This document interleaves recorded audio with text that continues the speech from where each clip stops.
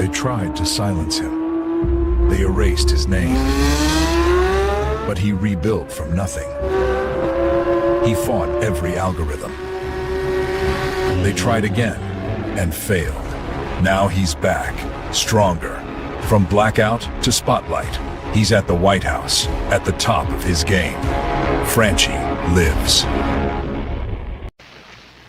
You are about to enter another dimension, a dimension of truth, unfiltered and uncensored. Welcome to the Raw Feed with Gary Franchi. Tyranny stirs quietly. Quietly becomes treason.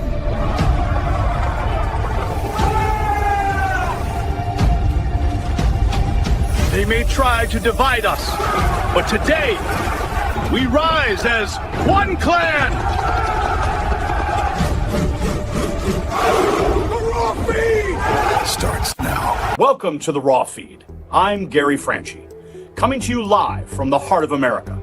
Unfiltered truth to millions on YouTube. Hit those donation links below. Every contribution powers our gear. Every contribution keeps the party going. Help me help you. Hit those donation links. YouTube channel memberships. Special acknowledgement in the fellowship. Your super chats keep me standing. Your Rumble rants fuel every round. Say hello to super chats. Spread the intel. Every repost extends our reach. Super chats fuel this spectacle. Your Rumble rants give me strength. 24/7 members-only community, behind-the-scenes discussions. Connect with fellow patriots. My mama always said, life is like sharing the truth. Text this stream to your friends. What if I told you the app is real? Download the Next News Network app. Android users, take the Google Play path. iPhone users, App Store awaits.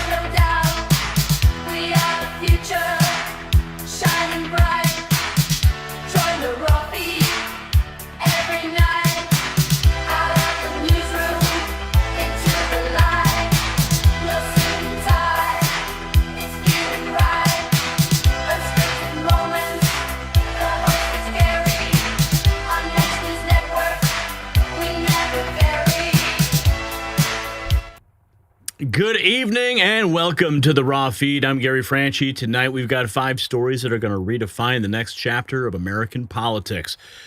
We're going to start with Laura Loomer's reporting. She claims there's an internal war inside the Pentagon. According to her sources, the Office of Army Secretary Dan Driscoll is actively working to undermine Defense Secretary Pete Hegseth, and now the Pentagon has not confirmed these allegations, but the timing is remarkable because Senator Mark Kelly is now facing a military review for appearing in a video with 5 other Democrat lawmakers telling troops to refuse orders they consider illegal. Now, in this day in 1954, the United States Senate voted to censure Joseph McCarthy. 67 senators, including 22 Republicans, condemned McCarthy for conduct unbecoming of a senator. That vote ended McCarthy's career and became a symbol of accountability in American politics. Tonight, 71 years later, we're watching another senator face the consequences of his actions. Mark Kelly, a retired Navy captain, is still subject to the Uniform Code of Military Justice. Court-martial is on the table. The Navy Secretary has until December 10th to deliver recommendations, but that's not the only firestorm tonight. An Afghan national who entered this country under Biden's Operation Allies Welcome, he opened fire on 2 National Guard members near the White House. The Trump administration responded by deploying 500 additional troops and arming every guardsman in the Capitol. In a separate case, the DOJ just charged another Afghan national for making bomb threats in Fort Worth, Texas. Attorney General Pam Bondi said that individual explicitly stated he came to America to kill American citizens. Meanwhile, something extraordinary happened today on the economic front. Michael and Susan Dell announced a $6.25 billion gift to American children. Not a loan, not a government program, a direct investment into Trump's accounts for 25 million kids under 10 years old. The federal program already provides $1,000 to every child born between 2025 and 2028. And the Dells are adding $250 for children born before that cutoff. Accounts launch on July 4th of 2026. And this is the single largest private commitment ever made to American children. Now, on the border, President Trump announced today that military strikes on cartels will expand to land targets very soon. Secretary Noem is recommending travel bans on up to 30 countries. She says they're flooding America with, her words, killers, leeches, and entitlement junkies. And the CBP Home app is now offering free flights home and a $1,000 exit gift to illegal aliens who self-deport. The administration reports 6 straight months of 0 releases at the border. And finally, something is happening in Ireland that the global media does not want you to see. A group calling itself the New Republican Movement has emerged. They're armed, organized, and declaring that politicians who enabled mass migration are now legitimate targets. This follows months of violent clashes, including the October riots in Sagart, where up to 2,000 people protested outside an asylum hotel after a migrant was charged with assaulting a 10-year-old girl. Glenn Beck issued a warning. What is happening in Europe will come to America. 5 stories, 1 theme. The reckoning is here, so stick with me tonight. We're going to go deep on all of it. Let's get started by welcoming you to the show. Timothy's here. Fubar Gillian is here. Mrs. Potted Kenny, Joshua Tift, Kim Weig, Bill's Rules, Potted Kenny, what's up? Bobby Riesling in the house. Tuber Gillian from England. Yeah, we got a story about what's going on in Ireland tonight. Should be very interesting. Cool Cat, missed you, Gary. Clever Clear is here. Cynthia Fortenberry, America's Heroes, Deborah Gomez, Big Brother 420, Next Exit, and Karen Hansen, Bob Onnet, Fawn Phone, Cambodia Never Forget You. Thank you, sir. We have Silvershire TG. We have Nancy Scalona in the house. Escalona. Sassafras. Silvershire. Tyson Curry. Fran H7BY4K. Richard Pidwell. Winterflower Child. Cineria Frankenstein. Sabrina Valentina. Carrie Ford. Kimmy Meadows. Joshua. Sure you in the house. What's up?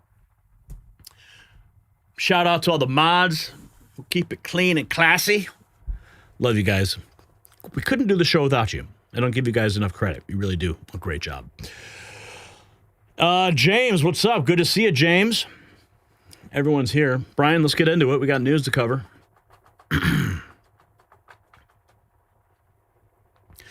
A sitting United States senator is now facing a Pentagon review for telling American troops to refuse orders. Mark Kelly, Democrat of Arizona, appeared in a video with 5 other lawmakers delivering what critics are calling a direct challenge to military authority. But that's not even the most explosive part. Laura Loomer is now reporting that the office of Army Secretary Dan Driscoll is actively working to undermine Defense Secretary Pete Hegseth. The Pentagon has not confirmed these allegations, but if true, we're looking at an internal war inside the Defense Department or the Department of War, while a sitting senator faces potential court-martial. The Navy Secretary has until December 10th to deliver recommendations. This is not a drill. But here's what makes this different from every other political scandal. Mark Kelly is not just any senator. He's a retired Navy captain. That means he still is subject to the Uniform Code of Military Justice. And court-martial isn't just a talking point. It's a legal option that Secretary Hegseth is reportedly considering. Kelly built his entire political identity on military service and discipline. Astronaut, combat veteran, a man who wore the uniform with honor, and now he's accused of telling troops to defy the very institution he once served. His twin brother Scott, serving as an ambassador for United 24, a Ukrainian fundraising initiative, and some on social media are characterizing that as a propaganda operation for a foreign government. One brother telling American troops to resist orders, the other embedded with foreign interests. The optics are devastating, and if Laura's reporting is true about the internal Pentagon conflict, and if it's accurate, Kelly picked the worst possible moment to challenge military authority. We do have some breaking news on the financial front. While the political chaos unfolds over the past year, you've seen silver prices go crazy. But now I'm looking for something with even more upside. That search has led me straight to Nevada. AmeriCorps Resources, trading as AMCOF on the U.S. and AMCO in Canada, is positioning itself at the center of Nevada's modern silver resurgence. They've acquired the Trinity Silver Project from Newmont, and Newmont actually became a shareholder in the deal. When a nearly $100 billion mining giant takes a stake, that is worth paying attention to. Now, Trinity is not speculation. It's historic silver mine with over 5 million ounces produced, and historical data pointed 28 million ounces still in the ground. The stock still trades under 25 cents, giving investors rare early-stage exposure. Silver's hitting an all-time highs. You can find out more at the link in the description. We thank them for sponsoring this show. But here's where the story takes an even darker turn. Kelly's twin brother Scott serving as an ambassador for United 24, a Ukrainian fundraising initiative. Some on social media characterizing it as a propaganda operation for a foreign government. Now, whether that's a fair assessment or not, the optics are devastating. One brother telling American troops to resist orders, the other embedded with foreign interests, and the Pentagon's watching all of it. Secretary Hegseth has made himself clear he's restoring warrior culture to the military. He's not interested in politicians who use uniforms as props while undermining the institution. And the December 10th deadline is coming fast, and Mark Kelly's political future may depend on what happens next. Now, let's jump into what Laura Loomer posted here. Secretary of the Army's office plotting coup at the Pentagon to remove Secretary of War Pete Hegseth and replace him with Secretary of the Army Dan Driscoll. Individuals in the Office of U.S. Army have been orchestrating a coup against Secretary of War Pete Hegseth in an effort to have him removed by President Trump and replaced by Driscoll. Over the last 2 weeks, the legacy media, which is incredibly hostile to Hegseth, has been posting puff pieces about Dan Driscoll and how he's a rising star at the Pentagon. She writes, sources have told me that Jake Sullivan, the former National Security Advisor of the United States under Joe Biden, is very close friends with Dan Driscoll, and they've been friends since they both attended Yale Law School. Driscoll and Vice President Vance also met at Yale Law School, which is how Driscoll was nominated as Army Secretary. High-level sources at the Pentagon have confirmed to me, Laura, that Sullivan has been planting stories in support of Driscoll because Sullivan wants Hegseth removed and replaced by Driscoll. Sullivan is worried that Hegseth and Trump are going to take action against the seditious six, the 6 Democrat lawmakers who are now facing federal inquiries and a federal investigation after the recorded video in November of 2025, urging U.S. military service members not to follow unlawful orders, a message President Trump and Hegseth have called seditious. One of the seditious 6 is a Democrat Congresswoman, Maggie Goodlander, a New Hampshire Democrat, the wife of Jake Sullivan, who goes by a different last name to hide the fact that she's married to Jake Sullivan. It's worth noting that Goodlander is a Naval Reserve intelligence officer which means she could possibly face disciplinary action by Hegseth for her seditious behavior. Interesting connections here. Goodlander and Sullivan got married in 2015, and some of the guests at their wedding include Hillary Clinton, Lisa Monaco, Huma Abedin, Samantha Power, Victoria Nuland, and Anthony Blinken, all of whom are anti-Trump deep state operatives. Sullivan previously served as Director of Policy to President Barack Obama, National Security Advisor to then Vice President Biden, and Deputy Chief of Staff to Secretary of State Hillary Clinton at the State Department. Sullivan also served as a senior advisor for the Iran nuclear negotiations as a senior policy advisor to Clinton 2016's presidential campaign against Trump. Hegseth has accused the 6 Democrat lawmakers of committing sedition and is even considering court-martialing Kelly, one of the seditious 6. And according to FTC records, Congresswoman Maggie Goodlander, the wife of Jake Sullivan, donated maximum donation of $2,800 to Dan Driscoll when he ran for Congress in 2020 in North Carolina. Why would an anti-Trump Democrat congresswoman married to Jake Sullivan, one of the architects of the Russia collusion hoax, donate to a Republican candidate for Congress who would later move on to be President Trump's Army Secretary? Holy cow, Laura. Jake Sullivan played a central role in the Clinton campaign's efforts to promote the Trump-Russia collusion story, including feeding journalists details about the fabricated Alpha Bank Trump server allegations and linking the campaign to the discredited Steele dossier, claims that triggered years of investigations and were ultimately exposed as a partisan hoax. Additionally, as Laura previously reported, Driscoll posted a photo of himself earlier this year hanging out with Eugene Vindman, who collaborated with his brother Alexander Vindman to impeach President Trump over false allegations. And now Sullivan is working with high-level Army officials in Army Secretary Dan Driscoll's office to force Hegseth out and install Driscoll as Secretary of War, despite the fact that President Trump loves Hegseth. She says, "I'll be asking about this attempted coup on Pete Hegseth at the upcoming Pentagon press briefing this week." And she brings the receipts here. This is the contributor name, the donor, Driscoll for Congress, and boom, there it is, $2,800 max donation. Up, and look at that. There she is, her wedding photo. Look at all the people in that wedding picture. My goodness. It is a cast of characters, isn't it? Even Hillary Clinton right there. It all becomes clear. FBI seeking interviews with 6 Democrats Trump accused of seditious behavior. Wow, Laura, that is an amazing bombshell. Congrats on that scoop.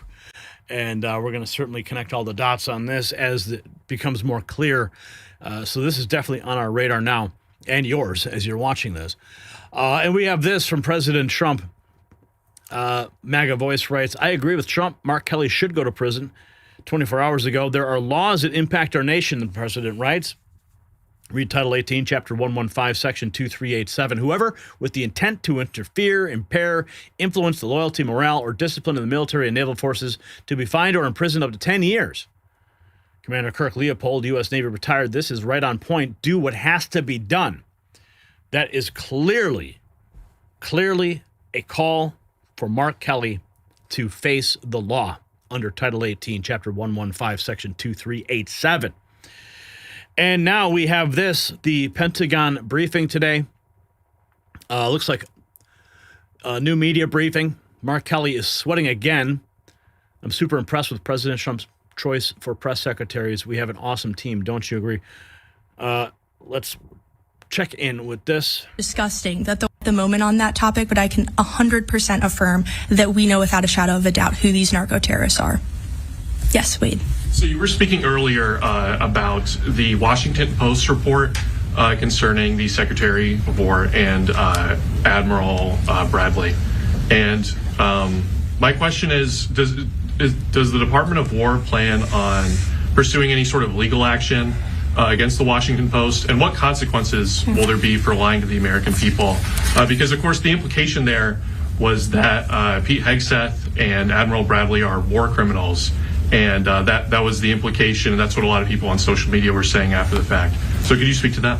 Yeah, it is frankly disgusting that the Washington Post would publish something that is so insanely false. And we've seen this from the mainstream media before, right? Anonymous sources that are being quoted that probably have no idea what's going on. And the Washington Post actually went so far as to falsely attribute a quote to the Secretary of War, that he never said. That is preposterous that they would write that and pass that off as true journalism. Thankfully, the New York Times stepped in and corrected the record and let the American people know that what they were publishing was absolutely fake news. So the Washington Post, I think readership should think twice before reading that outlet again. It is disgraceful that they call themselves journalists, and we told them as such, right? We get press queries like we do from all of you. We told them this story was completely fake news on Thanksgiving evening with 3-hour deadline, and they still published it anyway. It's disgraceful, but thankfully the American people see through it. Continuing right along there, time to get loud, MAGA. Trump just put Kelly and the seditious 6 on notice in front of the world, saying, I hope people looking at them are not duped into thinking it's okay to openly and freely get others to disobey the President of the United States. He says Mark Kelly and the group of unpatriotic politicians were wrong to do what they did, and they know it. I hope the people looking at them are not duped into thinking it's okay to openly and freely get others to disobey the President of the United States. And we have this. Hey, this anti-Trump and his administration hater Mark Kelly into a military tribunal to face charges on sedition. Mark Kelly, this is what happens when you put an incompetent individual in perhaps the second most important job of our country, Secretary of Defense. So they're attacking Kelly, apparently here, attacking Pete Hegseth. Probably not a smart move right now. At the highest, I think this is what happens when you put an incompetent individual in perhaps the second most important job in our country, the Secretary of Defense. Pete Hegseth had no business being nominated. Republicans in the Senate should not have confirmed him. And he's been there for less than a year now, maybe 7 or 8 months. And this is the result of incompetence at the highest level. Here's a guy runs around on a stage talking about lethality, warrior ethos, killing people. The president even echoes that. We're going to kill people. We're good at this in the military. We have the most professional and capable military this planet has ever seen. But when you have leadership that speaks in those terms, that aren't talking about the things that really matter, like training, what kind of combat power do we have? How do we make our military more efficient and effective? And talking about, like, what are the laws? The law does matter. I think this the is law what does happens matter. when You're you about put to find out, buddy. Yeah, not a good moment to be picking on Pete Hegseth. Here we have Jack Posobiec in the press briefing at the Department of War with Press Secretary Kingsley Wilson says that the Secretary of Navy is investigating the allegations against Kelly. Still under the jury. Follow-up, you mentioned working with partners on the Hill. Another senator on the Hill, the Democrat side, is Senator Mark Kelly. Now, we heard some reporting about a possible investigation into him regarding his status as a retired member of the United States Navy, still on pension, and therefore still under the jurisdiction of the Uniform Code of Military Justice. And as such, his membership, you mentioned the seditious 6, would that be grounds for possibly bringing him back to active service for an investigation, for NJP, or even a full court-martial? So you're correct. The Department of War received serious allegations of misconduct against Senator Mark Kelly. And in accordance with the Uniform Code of Military Justice and other applicable recommendations and regulations, we're doing a thorough review of all of these allegations. And the Secretary of War has tasked the Secretary of the Navy, John Phelan, with doing a thorough review, looking into all of these allegations and providing him an update on December 10th. So we will have more information to come on that. But I would just add that this despicable video that Mark Kelly participated in with the seditious 6 was a politically motivated influence operation that was an attempt to undermine the chain of command to sow distrust and division in our armed forces. That is absolutely ridiculous, and it puts our warfighters at risk. And again, he doubled down on the Sunday shows. I don't know if you all saw him on the Sunday shows, but he basically insinuated that service members who do not defy President Trump's orders could face potential prosecution in the future when Democrats are back in power. He even called our troops and likened them to those of the Russian military. This is totally disgraceful from an elected official, and the department takes it very seriously, and that is why we have launched this review. And just to be clear, so if Secretary Phelan were to recommend court-martial, that would be on the board? What was the question? Sorry. If Secretary Phelan were to recommend court-martial, that could be an option on the table? All options are on the table at this moment in time, and we look forward to getting the Secretary of the Navy's review. And the Secretary of War has been very clear in his statements as well that he takes this extremely seriously, and it is unacceptable. Quick follow-up. Buckle up, dude. December 10th coming quick. Here's Mark Kelly attacking Pete Hegseth, saying he's a 12-year-old playing Army. Oh, man. Ridiculous. He runs around on a stage like he's a 12-year-old playing Army. And it is ridiculous. It is embarrassing. And I can't imagine what our allies think of looking at that guy in this job, one of the most important jobs in our country. In my view, after the President of the United States, it is the next most important job. He is in the National Command Authority for Nuclear Weapons.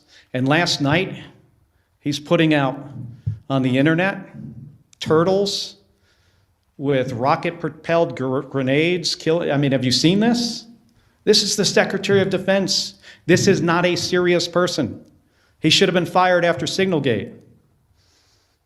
And then every single day after that, he runs around. Oh, man, dude, he's digging his grave deeper and deeper with every single appearance. Oh, boy. Man, Mark Kelly got caught red-handed here. He openly admits the video telling troops to disobey Trump's orders wasn't about any illegal strike at all. He did it preemptively based on statements Trump made a decade ago. Oh. Translations: they saw Trump winning, panicked, and dropped a deliberate sabotage bomb on military cohesion and the chain of command. 0 illegal orders, 0 war crimes. Wow, let's listen. Sort of flimsy legality that was being offered during the briefings. Were these sort of strikes that are now in the news what you were making reference to when you posted that video telling members of the military that they needed to feel okay just obeying orders that they felt were illegal? Based on who this president is and who this Secretary of Defense is, and specifically things that the president has said in the past and things he was talking about doing in the future. Let me give you an example. 2016, he's talking about something on a debate stage that was clearly illegal. And he was reminded by Brett Baer from Fox News that that would be an illegal order. Military won't do that. You know what the president's response was to that? The military will not refuse my orders. Implying that even if they are illegal, they will not refuse them. He's also talked about shooting protesters in the legs. Then he's talking about deploying more troops to American cities and using those cities as training grounds. Do you know what that means? That means using the American people for the military to train on. So we were looking forward to try to head something off at the pass that could have been really, really bad. So it wasn't about this specific thing. Yeah. Jennifer Shutt with State's Newsroom. The NDAA conference report is set to come out later this week, over the weekend, or early next week. In addition to that... Oh, man. But here's a picture that makes it all even more clear. There's Mark Kelly hanging out with Huma Abedin, Alex Soros. Yeah, you know what side he's playing for. Mark Kelly going full drama queen, says Gunther Eagleman on TV, crying that Trump is silencing him. For speaking up. It's a dangerous moment for the United States of America when the president and his loyalists use every lever of power to silence United States senators for speaking up. But we all know that this isn't about me, and it's not about the others in that video. They're trying to send a message to retired service members, to government employees, to members of the military, to elected officials, and to all Americans who are thinking about speaking up, you better keep your mouth shut or else. You know, all President Trump is saying is that obey orders. Obey the orders. He's not telling you to shut up. You have freedom of speech, but you can't shout fire in a crowded theater. Here's the post that he was referring to. A frog with an RPG. Franklin targets narco-terrorists. It's called a meme, Senator Kelly. Perhaps you should look it up, because that's what it is. You don't, I mean, obviously you don't have a sense of humor because you're a Democrat and everything triggers you, even the memes. And we find this out. This is an interesting twist. Zelensky enlisted Senator Mark Kelly's twin brother to raise $2.8 billion for a USAID-created propaganda arm targeting U.S. voters and politicians. Much of the money moves anonymously via crypto. Observers note the conflict of interest, the brother of Senator Kelly helping run a foreign influence operation targeting the very government his twin serves in. United 24, created by Ukraine's Ministry of Digital Transformation, using a USAID-funded infrastructure, appointed Scott Kelly, Senator Kelly's twin brother, as its ambassador to help raise money for the propaganda outlet. Since then, it's raised $2.72 billion, much of it routed quietly via cryptocurrency. And United 24 produces coordinated messaging marketed as fact-checking and anti-corruption efforts, but in practice operates as a state propaganda engine shaping U.S. public opinion and congressional support for Ukraine's war. Well, what'd you know? Would you look at that? Birds of a feather, creating propaganda together, huh? I'm a poet, and I don't know it. The Secretary of Military Chain of Command demands Hegseth recall Kelly to active duty to convene a general court-martial. Steve Bannon posting this. These guys don't scare me. Mark Kelly all but dares Trump and Hegseth to follow through with it.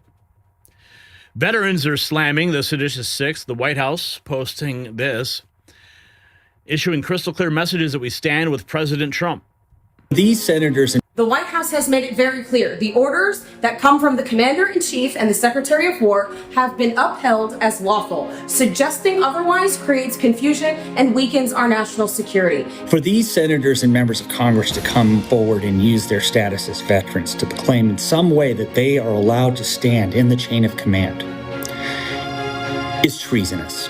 This is an insult by all of these seditious six that took place in these videos. Their seditious behavior should be dealt with, and 100% supported President Trump. It's not ironic, though, that these are all Democrats that defy and despise the President of the United States, and they would love to see some form of uprising in this country to go against the President. These senators should absolutely be investigated to the fullest extent of the law. The seditious six don't care about illegal orders.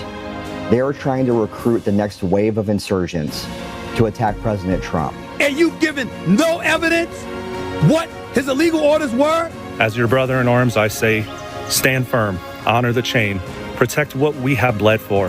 God bless our troops, and God bless President Trump for calling this out. The official White House messaging, making it very clear that this is not going away. Scott Adams writes, ask your AI this question. Is it illegal for the military to kill a terrorist who is preparing a terror act?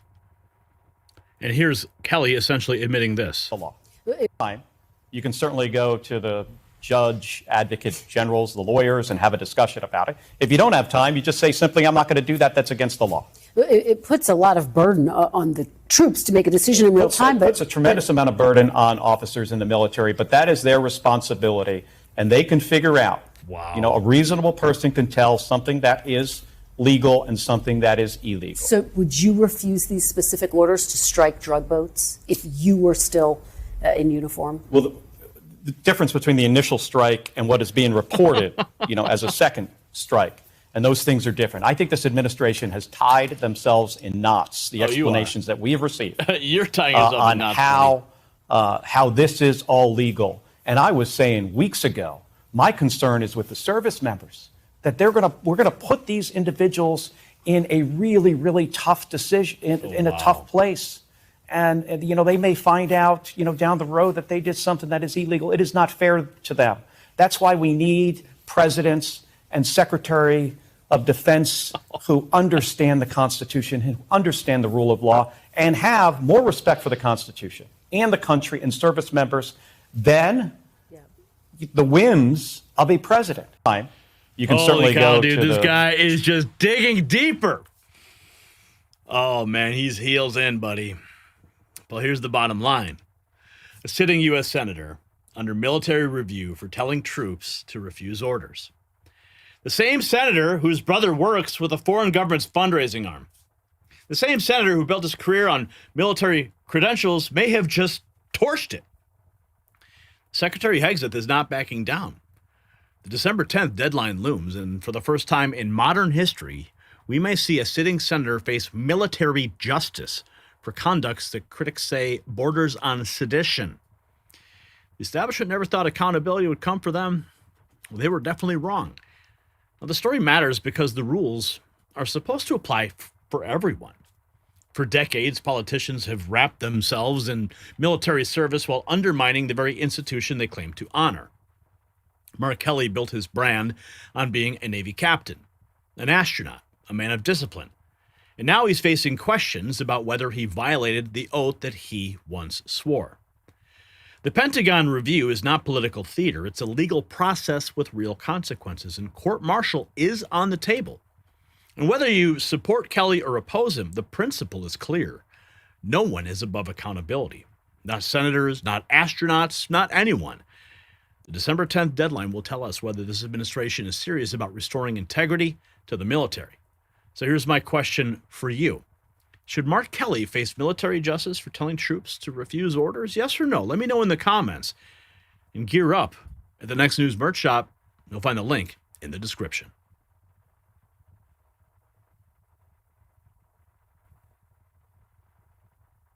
A little late on that one, Brian. Wake up, dude. Stop playing Minecraft and shit. All right. Or whatever you're playing over there. Okay. Come on, dude. We got some super chats to address here before we get into our next topic. We thank everyone for tuning in to the Raw feed tonight. We got more news to get to. Hot Rod Mike dropping $4.99. Thank you for that. And we have some new members. Cool Cat actually gifted a member. And then Drew B became a member. Cool Cat again here, dropping $2. Can't wait to hear the intro song, Let's Dance. Oh, these must have come in earlier. Hot Rod Mike, another $4.99. God bless America and Americans and Americana. And God bless N3 for life, Yeppers. And then we have this. Sandra became a member. And Sassafraz upgraded the membership. And Chris Benair, $7.50. Hi, Gary. I'm Mrs. Chris or Bernier. MAGA. Sorry, I'm horrible with names. Thank you for that support, $7.50. And then Craig, $87.39, dropping $10. Nebraska reporting for duty. Thanks, Gary, for all you do. God bless all the Patriots here. And then Craig, 8739, has gifted a membership to Broken Prophet. What's up? Welcome to the family, guys. Now, don't go anywhere. We're just getting started. We're at $29.48. We got our next topic to get into. I see you thinking about clicking away, but don't do that. You don't want to miss this.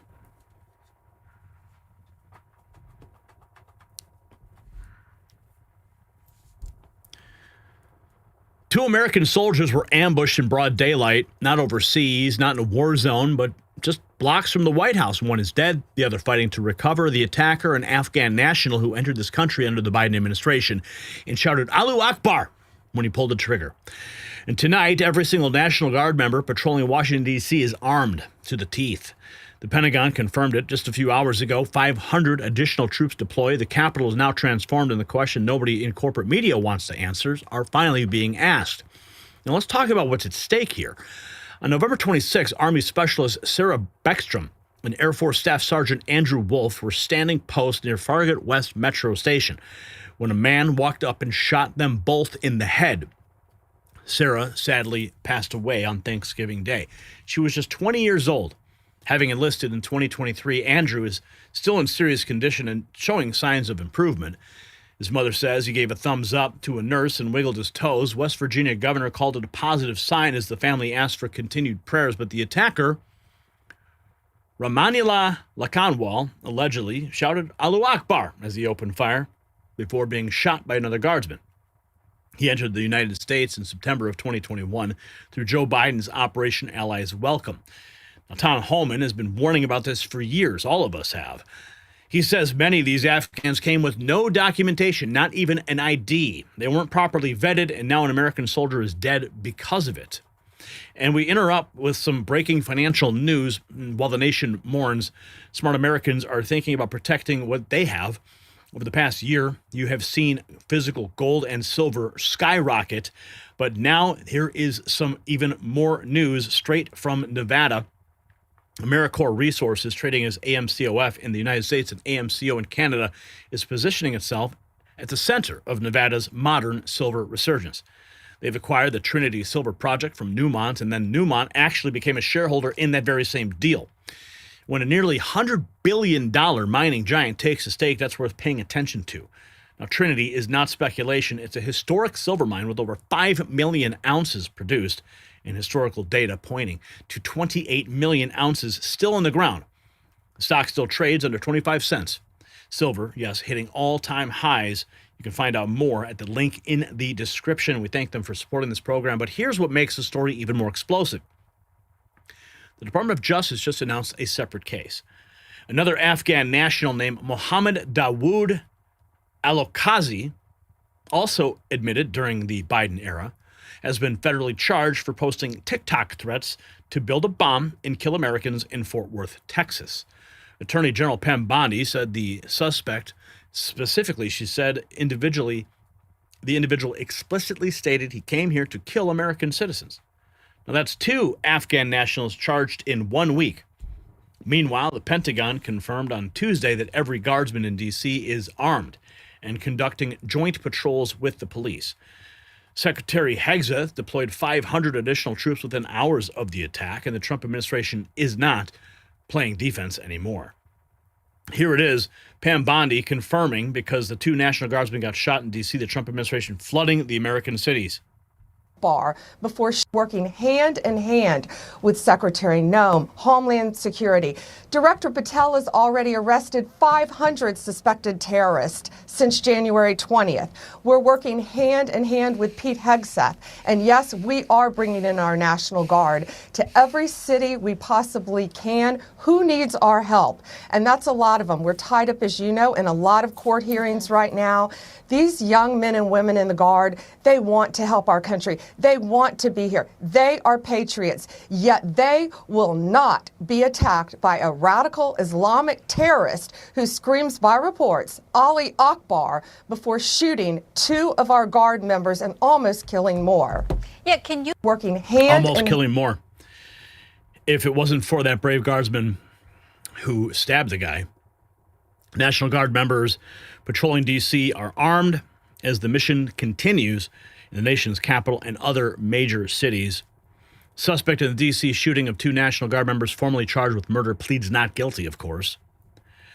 Another Afghan national, we're finding this out 72 hours ago, came in via Biden's Operation Allies Welcome, arrested in Texas for TikTok bomb-making video targeting Fort Worth days after the D.C. Guard shooting. Of the 4. Well, this just in, we have a Fox News alert from Brooke Taylor. You won't believe this. DHS is confirming that an Afghan national was arrested Tuesday after posting a video of himself on TikTok indicating he was building a bomb with an intended target of the Fort Worth area. Mohammed Dawood Al-Okhazi is charged at the state level with making a terroristic threat. According to DHS, listen to this. He came to the United States as part of Operation Allies Welcome. So here you have it. This happened Tuesday. Texas Department of Public Safety. This is a second Afghan national, second one this week, Operation Allies Welcome. He had a terror plot.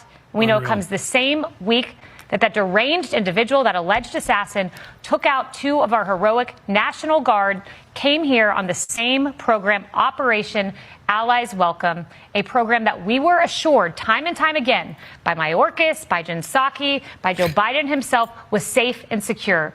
But here we have just a like our second borders, data right? point. Man, those policies, the blood is now spilling. Here's more Pam Bondi in the cabinet meeting today, marathon cabinet meeting at the White House today, discussing Sergeant Andrew Wolfe. Yesterday in the hot, President Trump, thank you for talking about Sarah. Heartbreaks for her family. And Andy is doing well. His parents, Melody and Jason, wanted me to tell you, and I was with them yesterday in the hospital. He's a miracle. I was there when the surgeons came in, and they wanted you to know this. He's a miracle, and if everyone in this country can continue to pray for that family. He's got a long road ahead of him, but he is a miracle. And of course, our D.C. initiative is led by our amazing, and the monster will be held accountable who did this. Miracles are happening. Every National Guard member in D.C. armed following the recent shooting that killed 1 critically injured and another minutes away from the White House. Pentagon said during a press conference, Hegseth deploying 500 additional National Guard troops. Serving in 0 units meant the most extensive checks of any foreigner's entry to the U.S., including job verification, approval by U.S. Embassy in Afghanistan, 8 different database checks, biometric registration, multiple extensive in-person interviews. And that's from USA Today. President Trump at the cabinet meeting. And I want to pay my deepest respects to those 2 incredible people from the National Guard in West Virginia they came from. I spoke to their parents. Sarah is gone. She passed away. She's looking down on us now, and she loves her parents, and they loved her. They were, somebody said, how are they doing? I said, the word is devastated. Doing. How are they going to do? They're devastated. The rest of their lives they're going to be devastated. She was an incredible person, highly respected, top of her class, everything. She was like a perfect human being. 20 years old, just started. She was like a baby. She was so proud. They were giving her a promotion, and she told the parents that she was getting a promotion, and they were so proud of her. Then they get a call that this happened. And we have 1 young man who's fighting for his life. He's fighting very hard. I think he's probably doing better than anybody. They said he didn't have a chance. I'll tell you, the one who said he's going to live is his mother. Spoke to his mother. Sir, he's going to live. I spoke to her very soon after this horrible event took place with this scum that is able to come into our country. I spoke to his mother. Sir, he's going to be okay. I'm telling you. No doctor thought that. Nobody thought that. He was hitting bad places, and she was like so positive. It was incredible. And it's possibly right, Pam, right? Possibly right. Boy, it would be amazing. If he lives, it would be amazing. A miracle, actually. That's exactly what Pam Bondi said to relay the message that miracles are happening. U.S. Department of Justice posting this 9 hours ago. Afghan citizen federally charged for posting threats to build bomb and kill Americans. The Afghan national came into America during the Biden administration and is alleged, explicitly stated he came here in order to kill American citizens. It's official now on the record. Tom Homan laying into it with Jesse Waters on Fox. Alejandro Mayorkas. I worked for Fox News the last 4 years under Joe Biden, and almost every day I was on the air saying that the Secretary of Homeland Security, Alejandro Mayorkas, was lying. So wasn't Lloyd Austin. These people were not properly vetted. And you don't have to believe me, but DHS Inspector General came out report, said the same thing, and so didn't DOD IG. They weren't properly vetted because they didn't have access to any documentation. I know for a fact a lot of these Afghanistans, the ones that landed here in Dulles Airport, came with no documentation at all, not even an ID, and nothing from their homeland. And if we're going to try to find those documents, which they really don't exist, you're going to take them from the Taliban. You're going to make Taliban's going to give us the intelligence information we need to vet these people. It's ridiculous. They weren't properly vetted. The Inspector General, DOD, and DHS said it several times. Joe Biden lied to the American people along with Alejandro Mayorkas. And they want to keep saying that, this is Trump's problem. Trump has blood on their hands. Where were all these Democrat congressmen and senators the last 4 years when 10 million illegal aliens came to the border? When sex trafficking, women and children are all-time high. They lost track of 300,000 children that were smuggled in the country. President Trump's already found 30,000 of them. President Trump's winning every day. Winning every day. Cleaning up the frickin' mess that Joe Biden left behind. Here's the press secretary 22 hours ago. That they are, I think it speaks to how depraved the Democrat Party has become, that they are more angry at President Trump for deploying the National Guard to make D.C. the safest city in the world than they are at the foreign national terrorist from Afghanistan who ambushed two innocent patriotic National Guardsmen in Washington, D.C. It's just despicable. And your audience, the American public, cannot forgive nor can we forget what the Biden administration and Secretary Mayorkas and everybody involved did to our country for 4 long years. They allowed tens of millions of illegal aliens from all over this world to invade our country's borders and to infiltrate American communities. Many of these individuals were paroled into the country, many of them known terrorists. We know, as Kevin Corke just reported, just a day before this shooting in Washington, D.C., there was another Afghan national who was caught making bomb threats in Texas. Remember, before the 2024 election, there was an Afghan national who was also caught for making bomb threats at election sites. So these are not people who should have ever been welcomed into our country. And so while President Trump has done everything in his executive power and through the One Big Beautiful Bill legislatively to secure the border, and that effort has been remarkably successful, we have had 0 illegal aliens released into our country as a result of President Trump's effective policies over the past several months. But we must not forget, and we cannot turn a blind eye to the fact that there are still threats in the interior of our country who were allowed in and released in by the Biden administration. And so that's why when the mainstream legacy media and those without a spine in our country say that President Trump's mass deportations have not gone far enough, President Trump says no, they haven't gone far enough, because we must deport every illegal alien who Joe Biden allowed into this country. And I think. So here's what the White House press secretary said, and it cuts right to the heart of this. It shows how depraved the Democrat Party has become. They're more angry at President Trump for deploying the National Guard than they are at the foreign national terrorists from Afghanistan who ambushed 2 patriotic guardsmen. That's not spin. That is observable reality. The entire nation, well, probably half, is praying for Andrew Wolfe. His family says he's fighting hard. The military is mobilizing, and the Biden-era failures are being dragged into the light. This story matters because Americans are dying on American soil at the hands of people who should have never been here to begin with. Sarah Beckstrom enlisted to serve her country. She deployed to D.C. to protect her fellow citizens, and she was murdered 2 blocks from the White House by a man our government invited in without proper vetting. That's not immigration policy. That is negligent homicide by bureaucracy. President Trump responded the way a commander-in-chief should, with overwhelming force and 0 apologies. 500 additional troops, every guardsman armed, joint patrols with police. Secretary Noem now recommending travel bans in up to 30 countries, and the contrast with the previous administration could not be clearer. So here's my question for you. We can talk about it in the comments. Should every Afghan admitted under Biden's parole program be revetted immediately, or should they just be deported? Let's talk about it in the comments, and you can support independent journalism by visiting the Next News merch shop. You'll find the link in the description.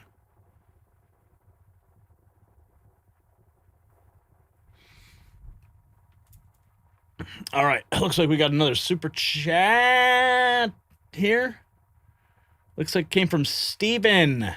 $5. Thank you. Thank you so much. All right, moving right along. Don't go anywhere. Have you texted your friends? Have you done so? Have you told them? that you're watching the Next News Network? I hope you have. Confirm you have done so by pressing 1 in the chat room. Just tap that share and then copy the link, send it out in a text message, post it in your Facebook groups. Let's get those numbers up tonight, guys.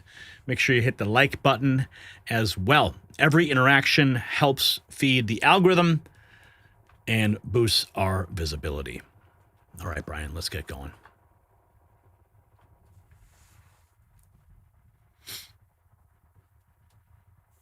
$6.25 billion. That's not a typo.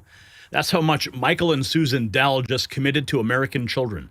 25 million kids under the age of 10 are about to receive $250 each deposited directly into Trump accounts. This is the largest single private commitment ever made to children in American history, and it's happening because of the One Big Beautiful Bill created infrastructure that makes generational wealth transfer possible at scale. While Democrats talk about equity, Republicans are actually building it. And the Dells just wrote the biggest check in the game. So here's what's at stake. For generations, American families have struggled to build wealth. The system was rigged against them. Taxes ate their savings, inflation destroyed their purchasing power, and the government offered nothing but dependency programs that kept people poor. That all changes right now. The One Big Beautiful Bill created Trump accounts, giving every child born between 2025 and 2028 a $1,000 federal investment. The Dells just extended that to 25 million children born before the cutoff. Kids in zip codes with median incomes under $150,000 get priority. The accounts launch July 4th, 2026, and can't be touched until the child turns 18. Now, that's not welfare, that's ownership, and that's compound interest working for American families instead of against them. Brad Garstner originally conceived the idea, and now it's becoming a reality. And we do have some more breaking news on the financial front. As billions flow to American children, smart investors are also thinking about their own future. Over the past year, you may have seen me talk about gold and silver, but lately there's something even bigger upside.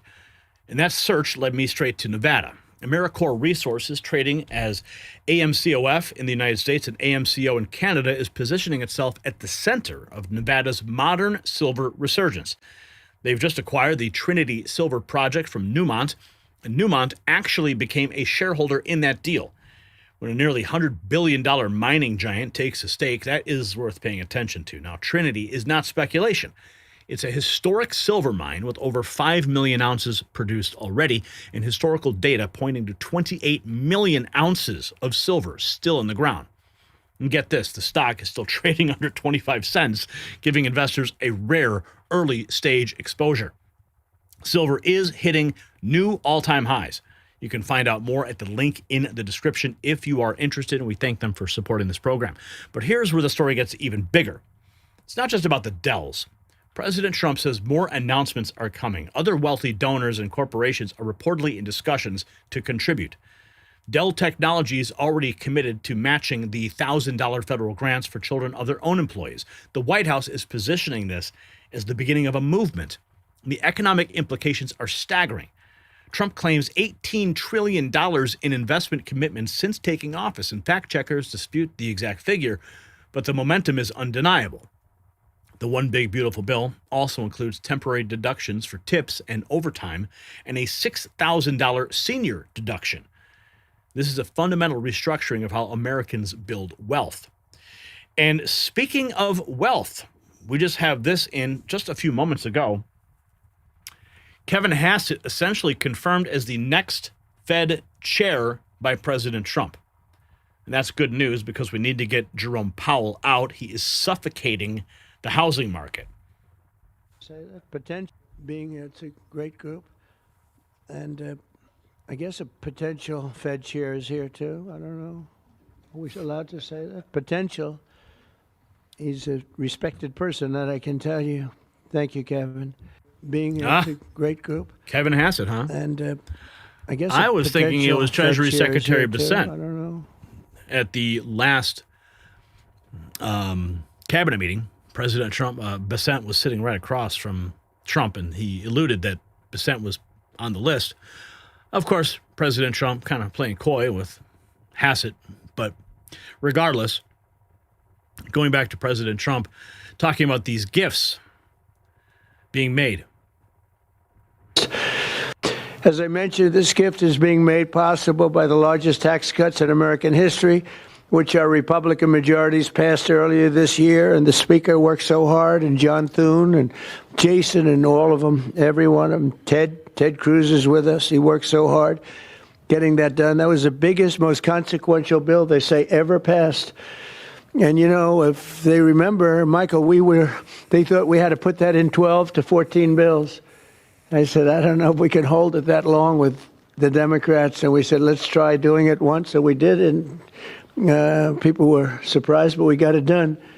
So I congratulate you guys. Amazing job. Under that bill, the federal government will also automatically be making a one-time seed contribution of $1,000 into the tax-deferred Trump accounts for every newborn U.S. citizen, fulfilling a promise I made in the 2024 campaign. Trump accounts should grow to be worth many thousands of dollars by the time the child is 18, and even more by the time they are 20 or even 30 years old.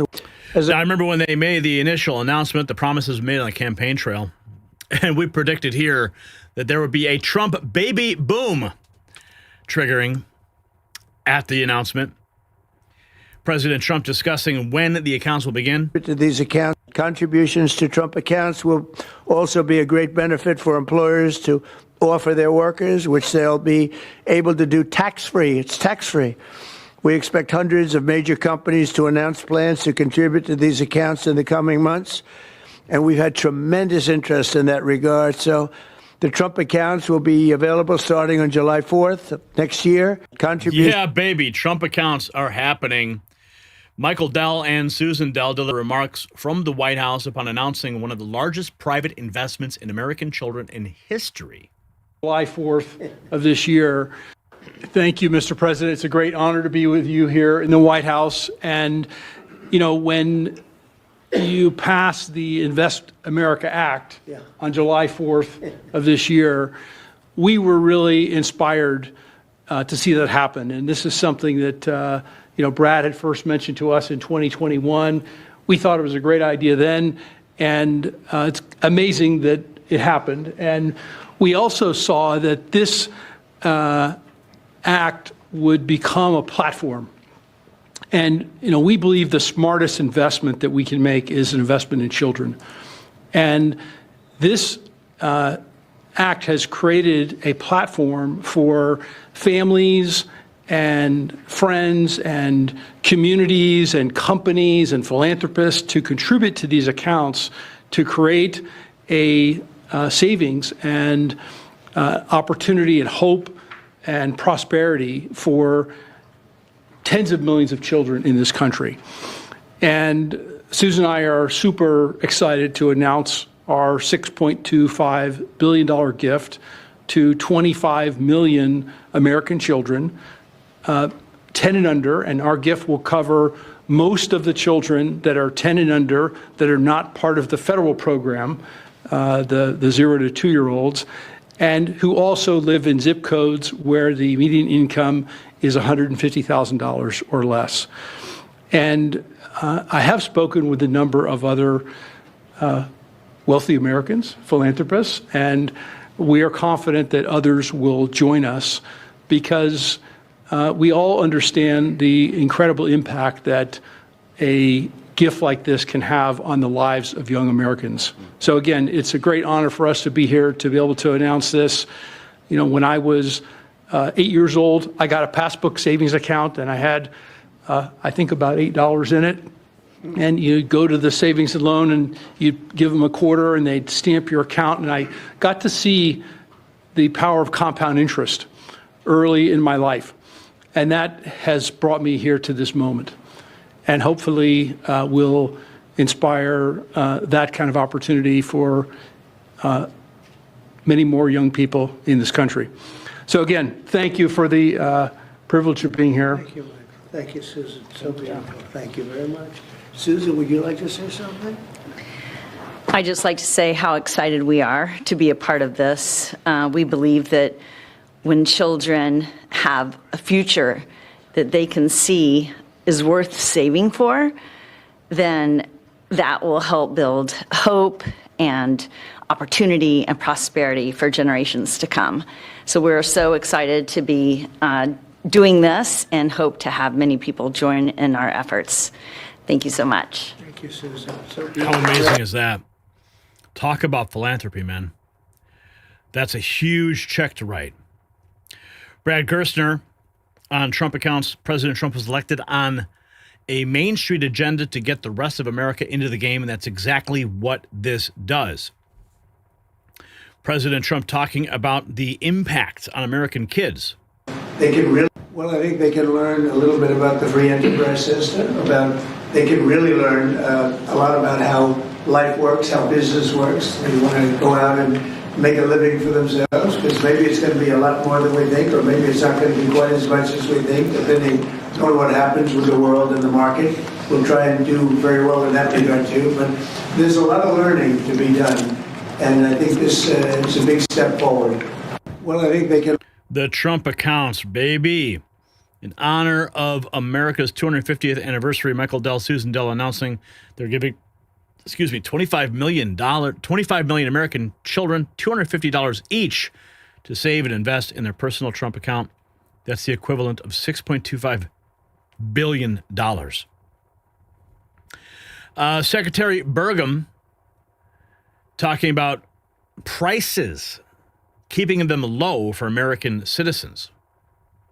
Startup folks. Well, Mr. President, you've assembled an incredibly talented group here. If you took a look at this group compared to any Fortune 500 leadership team, any group of startup folks, I mean, this is an amazing group, and the breadth of what's being accomplished.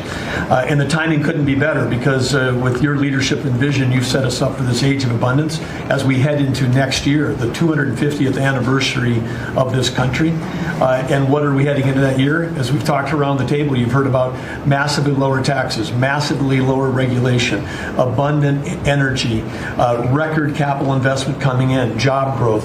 I mean, we are set up to really have something to celebrate next year. And I just, again, want to say thank you to everybody around the table. You gave us one big assignment in Interior. Of course, Interior, the largest balance sheet in the world. In the Department of Interior, if it was a standalone company, 500 million acres of surface, 700 million acres of subsurface, over 3 billion of offshore from Guam to the Virgin Islands. And you said, we got to take care of that balance sheet. We got to develop those resources. And what have we done across that? Producing record amounts of oil, record amounts of gas.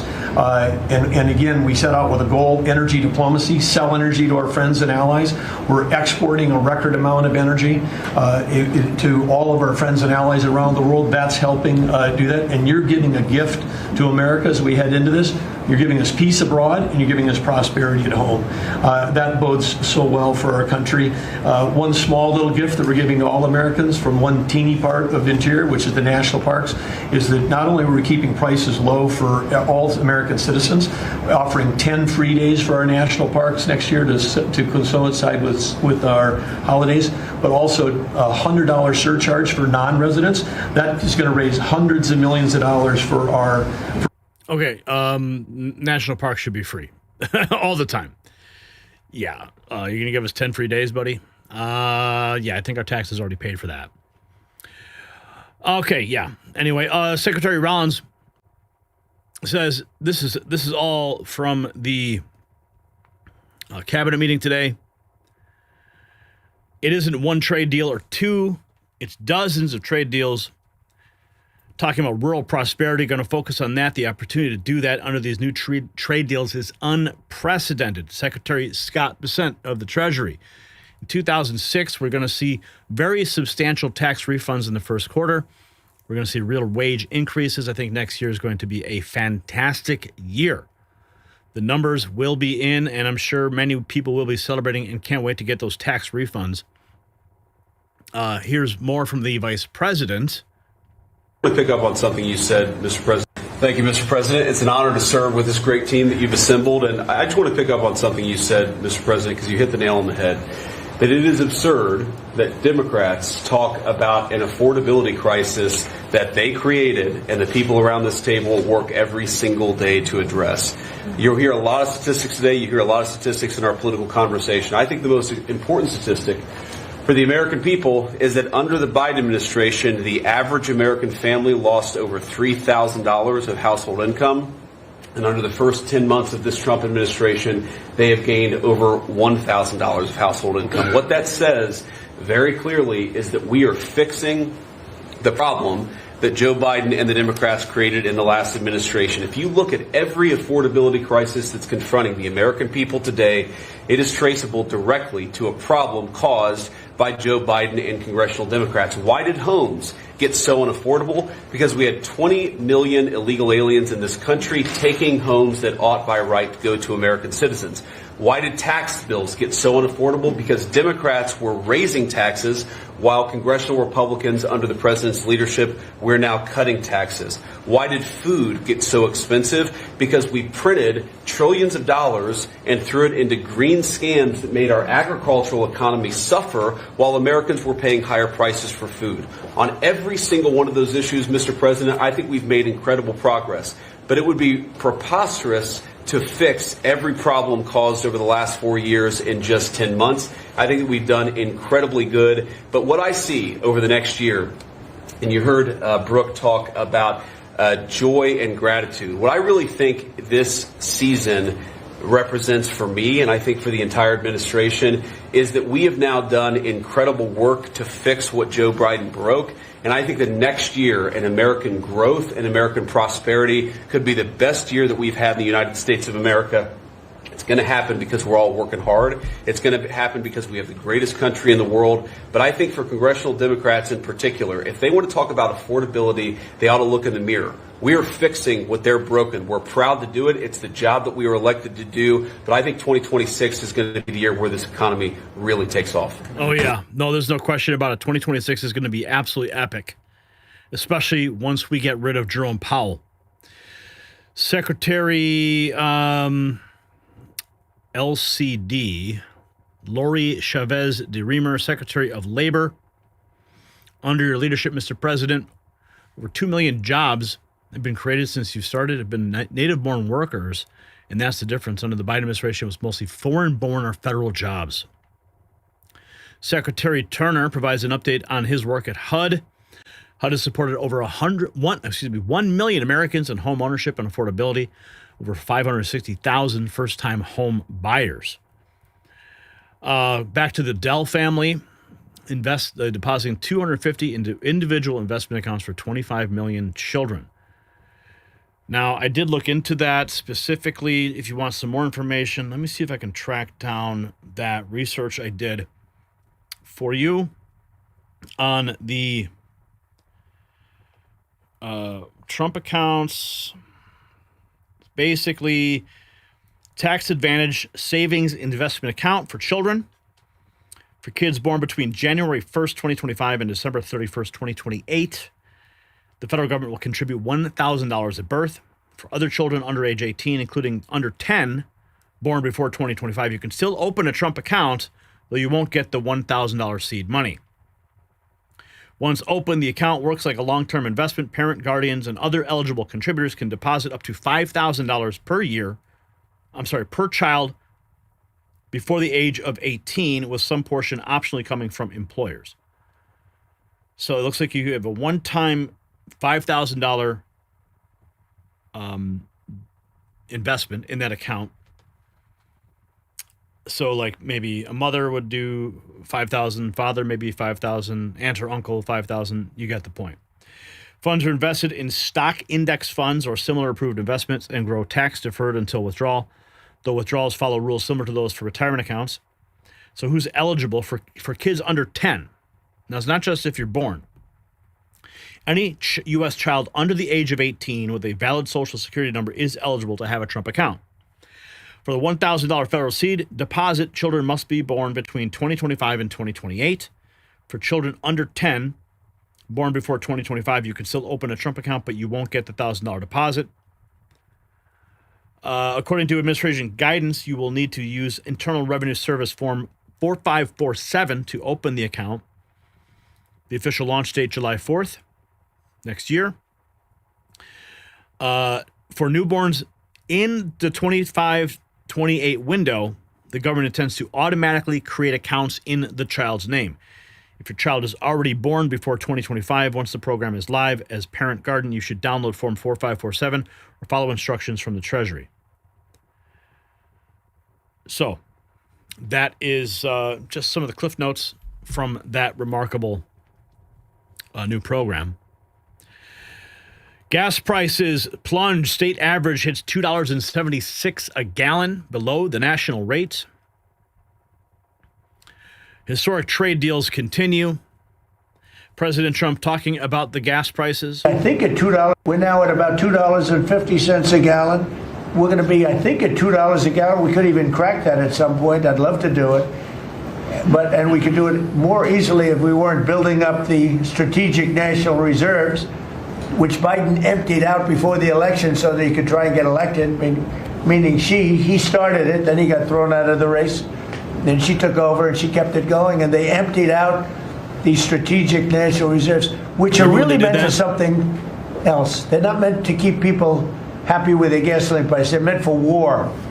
They're meant for problems, big problems. He emptied it out, and then she continued it during the process of trying to get elected. Didn't work out too well for him.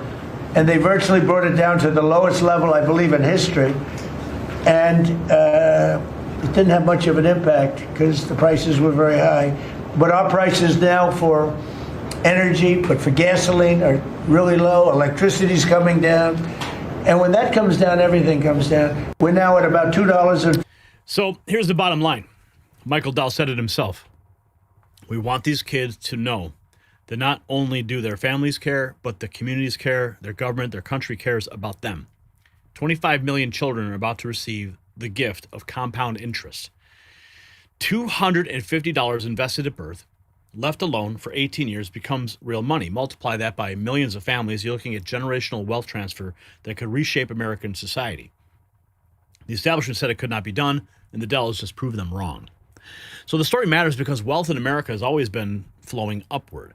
The rich got richer, the poor stayed poor, and the government programs designed to help actually trapped people in cycles of dependency. Trump accounts flipped that script.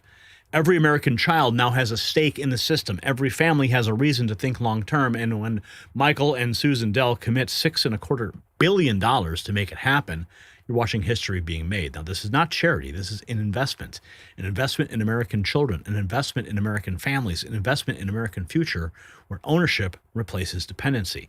So here's my question for you. Do you believe the Trump accounts will create a new generation of young conservatives? Yes or no? Let me know in the comments, and you can gear up. At Next News Merch Shop, you'll find the link in the description.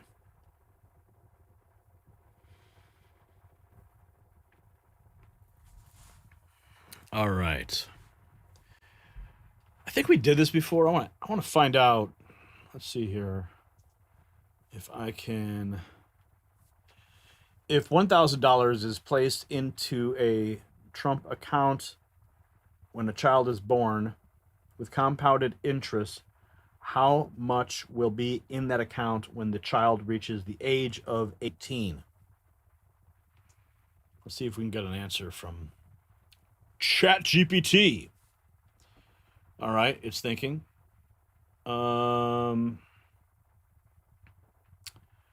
So a conservative figure by the age of 18, that's it. At age 8, $1,400, $2,400. Aggressive growth, 12%, $7,000. Realistic for a Trump account, that's just if you don't add to it. Between $2,400 and $5,500, depending on how aggressively the funds are invested. Huh. And what if you put $5,000 in from 3 separate relatives, so call it $15,000 at the moment of birth to the age of 18? Let's see. That would put that goes to the cap. Again, the conservative figure, 21,000. And aggressive growth, you're looking at $111,000. That's if you put in $5,000 over 3 parents, 3 adults or whatever. Wow. So conservative figure, about $50,000 by the age of 18. That's pretty cool. I gotta think of my kids. Anyway, I think we'll apply for that and throw some money in there. And speaking of money, we have Michael dropping a $10 bill. I want to see President Trump out the globalist agenda. Project Mockingbird, MK Ultra, just before he announces martial law for the United States. I believe that's the only way to stop a civil war. And Karen Hansen dropping $5 on Giving Tuesday. Keep up the good work. Thank you, Karen, for that. Appreciate you. All right, moving right along. We've got to talk more about what's happening with President Trump's aggressive policies, cleaning up and protecting the United States of America. Let's see. Are you looking for the perfect holiday gift for your family? Are you an illegal alien? That's too funny. Are they using Sora now too? Okay. Let's go, Brad.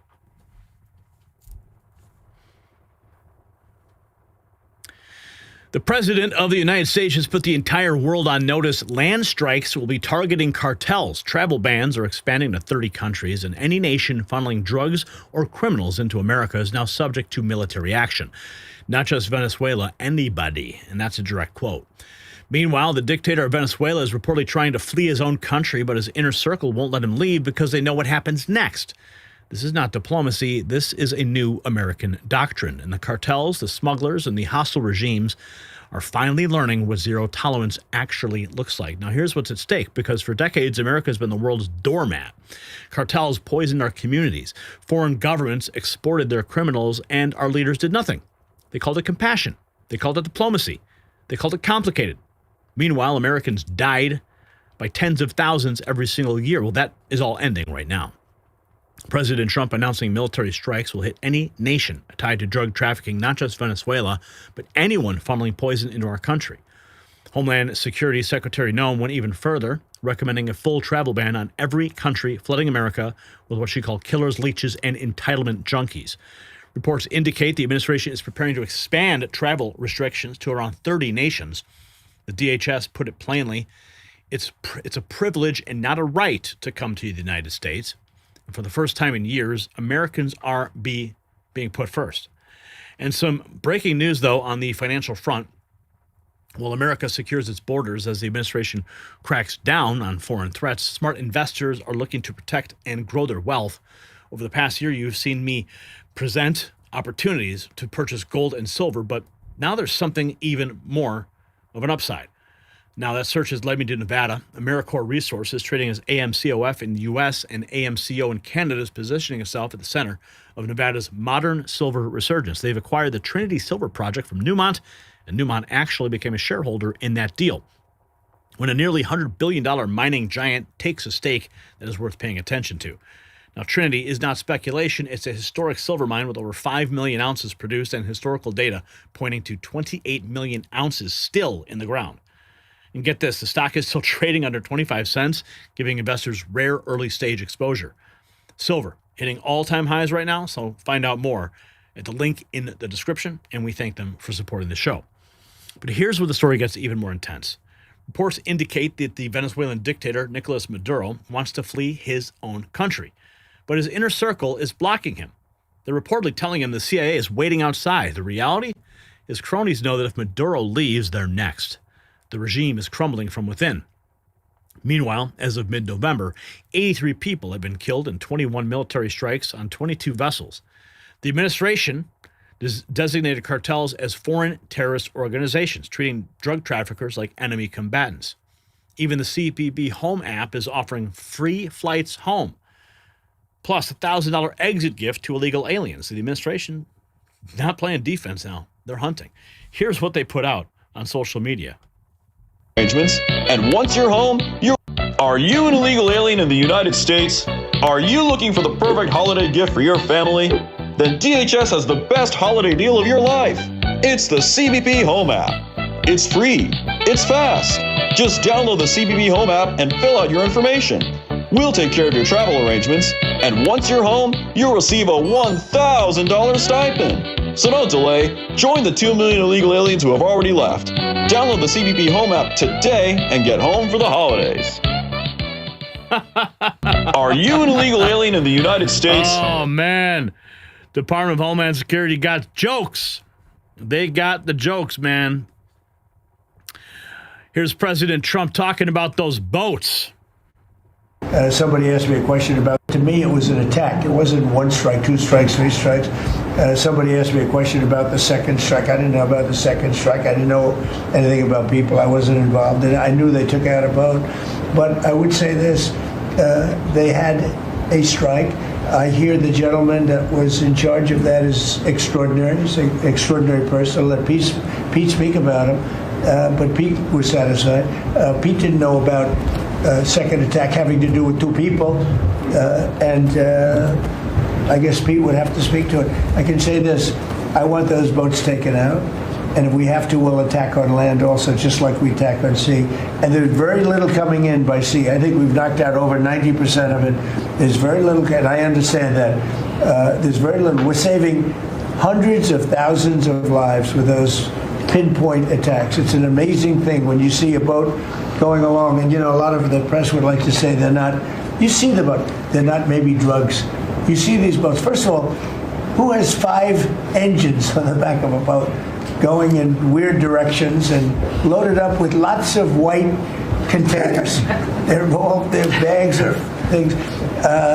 No, they've done an amazing job, and Pete has done an amazing job. Pete, you could probably better answer the question. No, you're spot on, sir. I think you got to start with the baseline, which Marco laid out. Everybody's laid out. We've got 20 million people invading our country over 4 years. We don't know where they're coming from. That includes Tren de Aragua and cartels, violent criminals. They bring drugs, and you mentioned it, Mr. President, poisoning, an intentional poisoning of the American people, killing hundreds of thousands of Americans. So the president had the courage to designate these cartels as designated terrorist organizations. Now, a number of us here served in the military and spent 20 years fighting terrorists like Al-Qaeda and ISIS on the other side of the world. How do you treat Al-Qaeda and ISIS? Do you arrest them and treat them, pat them on the head and say, don't do that again? Or do you end the problem directly by taking a lethal, kinetic approach? And that's the way President Trump has authorized the War Department to look at these cartels. And I wish everybody could be in the room watching our professionals like Mitch Bradley, Admiral Mitch Bradley, and others at JSOC and SOCOM and other commanders. The deliberative process, the detail, the rigorous, the intel, the legal, the evidence-based way that we're able to, with sources and methods that we can't reveal here, that make sure that every one of those drug boats is tied to a designated terrorist organization. We know who's on it, what they're doing, what they're carrying. All these white bales are not Christmas gifts from Santa. This is drugs running on 4-motor fast boats or submarines that we've also struck. No one's fishing on a submarine. And I have empowered them to make that call. Now, the first couple of strikes, as you would, as any leader would want, you want to own that responsibility. So I said, I'm going to be the one to make the call after getting all the information and make sure it's the right strike. That was September 2nd. There's a lot of intelligence that goes into that, building that case and understanding that. A lot of people providing information. I watched that first strike live. As you can imagine, at the Department of War, we got a lot of things to do. So I didn't stick around for the hour and 2 hours, whatever, where all the sensitive site exploitation digitally occurs. So I moved on to my next meeting. A couple of hours later, I learned that commander had made which he had the complete authority to do, and by the way, Admiral Bradley made the correct decision to ultimately sink the boat and eliminate the threat. He sunk the boat, and eliminated the threat. And he was the right call. We have his back, and the American people are safer because narco-terrorists know you can't bring drugs through the water and eventually on land if necessary to the American people. We will eliminate that threat, and we're proud to do it. So to me, it was an attack. It wasn't. What you're seeing there is they're raking Hegseth over the coals because there was a second engagement after that first strike. Allegedly, there were narco-terrorists that were still in the water, and they opened fire on them. Now, Hegseth has already declared that they were under threat, so therefore the threat was neutralized. Others are calling it an act of a war crime, an act that goes against maritime engagement in naval battle, whatever they want to call it. They'll find a reason to go after them, even if they cure cancer. But that's what he's addressing there specifically. Now, moving on here, it's called the fog of war. You didn't see any survivors, to be clear, after that first strike. I did not personally see survivors, but I stand, because the thing was on fire. It was exploded and fire and smoke. You can't see anything. You got digital. This is called the fog of war. This is what you in the press don't understand. You sit in your air-conditioned offices or up on Capitol Hill and you nitpick and you plant fake stories in the Washington Post about kill everybody, phrases on anonymous sources not based in anything, not based in any truth at all. And then you want to throw out really irresponsible terms about American heroes, about the judgment that they made. I wrote a whole book on this topic because of what politicians and the press does to warfighters. President Trump has empowered commanders to do what is necessary, which is dark and difficult things in the dead of night on behalf of the American people. We support them, and we will stop the poisoning of the American people. And Mr. We didn't see any. He's talking about that Washington Post article that was put on fake news. Here's President Trump on the Venezuelan drug traffickers at the cabinet meeting today. No, we're not going to let. We lost last year. I think it was more than that, but people don't like saying it because they always said 100,000, 115,000, the numbers we've been hearing for years. So we lost last year more than 200,000 people, dead people, ruined families beyond the 200,000, and those 200,000, that family will never be the same. But these people have killed over 200,000 people. Actually killed over 200,000 people last year, and those numbers are down. Those numbers are down. They're way down. And they're down because we're doing these strikes, and we're going to start doing those strikes on land, too. The land is much easier. It's much easier. And we know the routes they take. We know everything about them. We know where they live. We know where the bad ones live. And we're going to start that very soon, too. Mr. President, thank you so much, Mr. President. You know what? When we start that, we're going to drive those numbers down so low. And then you're going to have families be able to live without the fear of their son or daughter just having a pill to have a little fun and ending up dying within a period of 60 seconds, right? No, we're not going to let that happen. We're not going to let it continue to happen. What Biden did to this country by allowing all these people, and I call them animals in many cases, I think they're animals, to come into our country and destroy our country and let all those drugs pour in. Let people just walk across the border like it was nothing. You look at them, a lot of them, you say, oh, let's not discriminate. I'm not talking about color. I'm just talking about, you look into the eyes of some of these people. We're smart. And you see a killer. Come on in. Just come on in. 11,888 murderers. Many of them committed more than one murder. He allowed them into our country, totally unvetted, totally unchecked.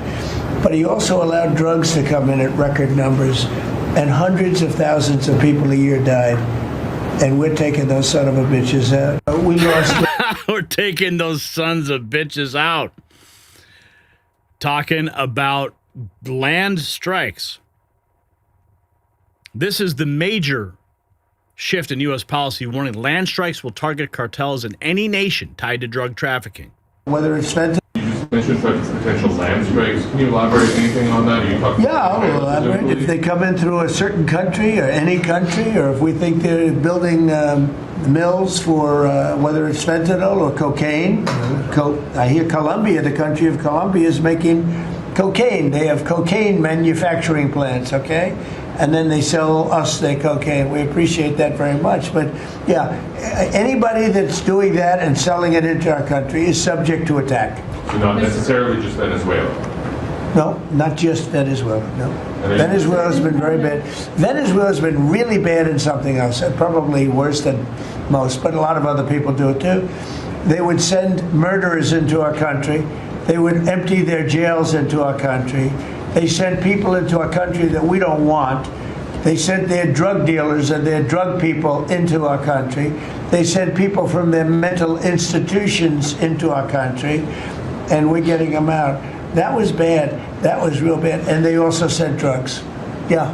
You just mentioned potential land strikes. Can you elaborate anything on that? Are you talking? Land strikes are on the horizon. Here's Secretary Noem recommending full travel bans. Oh, no, it's not a video. after the D.C. shooting, Homeland Secretary Kristi Noem said she recommends President Trump full travel ban in every damn country. It's been flooding our nation with killers, leeches, and entitlement junkies. On every damn country. President Trump set to hold a 9th cabinet meeting with immigration expected to be a major focus, and DHS pushing for the travel ban. 30 countries, a bid to more aggressively curtail migration to the U.S. following last week's shooting of 2 National Guard members. Here is the press secretary. Legal immigration. President Trump has done more to crack down on illegal immigration and to strengthen our legal immigration system than any president in history. Several months ago, he announced a travel ban on 19 third world and failed state countries around the world. Secretary Noem announced tonight she's recommending that travel ban widens and covers more countries around the globe. Special immigrant visas, which we know many Afghans have used to come into our country. There has been a complete suspension and pause on all of those. If you look at the entire visa process in general, we have greatly strengthened and heightened the vetting process and requirements for that under Secretary Rubio's leadership at the State Department. And he has used his authority, which is unprecedented, to actually revoke the visas of many individuals who, yes, came here legally, but still pose a risk to our country and should have never been allowed in the first place. And I would just remind people around the world that coming to the United States of America is a privilege. It is not a right. And if you abuse that privilege, and if you don't align with the values of the United States, and you don't respect our country, our culture, our laws, and our people, you are not welcome here under the leadership of President Donald J. Trump. President Trump has done more to crack down. President Trump making it real, man. Cracking down on all this stuff. Now, this is interesting about Maduro's regime. Maduro wants to flee his country. His own cronies won't let him. They're telling him the CIA is waiting outside because they know if he leaves, they fall next. According to new reporting, Nicolas Maduro is being pressured by his inner circle to stay in Venezuela despite offers of luxurious exile abroad. Officials telling him U.S. intelligence teams are already operating inside the country and would intercept him if he attempted to flee. But the real reason is simpler. Once Maduro leaves, his loyalists lose their shield and face their own political extinction or prosecution. Maduro is trapped by the very regime that he built. And President Trump's Navy is right off the coast. Some unfortunate news 8 hours ago. Another illegal who was released into our country by the Biden administration and got a CDL from Gavin Newsom has killed Americans. Rajneer Kumar, an illegal alien from India, crashed his truck into a newlywed couple in Oregon. East of Brother, 32-year-old truck driver from Fresno, California, has been arrested after his truck jackknifed east of Bend, leading to a deadly crash. It happened Monday night on Highway 20 east of Brothers. Oregon State Police say that truck and trailer blocked the highway, but they did not say why. A man from Springfield and a woman from John Day were killed after their SUV crashed into the trailer. Investigators said dark conditions and a lack of active warning equipment contributed to the crash. OSP said the truck driver was arrested on suspicion of criminally negligent homicide and reckless endangering. 32-year-old truck driver from Fresno, California, has been arrested after his... From Fresno, he says. How convenient. Indian illegal alien truck driver accused of killing newlyweds. Oh, my goodness. Here is Megyn Kelly. Yours. Not that into it, nor do I really care that we're killing the drug boat guys trying to kill my kids and yours right now by bringing their fentanyl to the United States to try to get our kids when they go to college with, some drug in some moment of weakness where they think they're taking a Xanax, like what happened to poor Eric Bolling's child, and instead it's laced with fentanyl. So I really do kind of not only want to see them killed in the water, whether they're on the boat or in the water, but I'd really like to see them suffer. I would like Trump and Hegseth to make it last a long time so that they lose a limb and bleed out a little. Like, I'm really having a difficult time ginning up sympathy for these guys who 10 seconds earlier almost got taken out by the initial bomb, but because they managed to get ejected, a little too soon, had to be taken out in the water. Not that into it, nor do I really care that we're killing the drug boat guys trying to kill my kids and yours. Secretary Duffy providing an update on his work to crack down on unqualified foreign truckers. So just quickly on aviation, many of you have heard that we have an infrastructure made of copper. We have to transition to fiber. The last administration said it was going to take more than 10 years to complete the transition from copper to fiber. They had no plan to actually do it. We have already completed a third of this transition from copper to fiber. Now it's going to take longer for us to go from analog to digital. By the way, the rest of the world transitioned 20 years ago from analog to digital. We are just going to do that at the FAA right now, but we're buying new radios. We're going to buy new radar. By the way, those radar are going to be made in America, Mr. President. This phase of the operation will be completed by the time you leave office. It's 3 years.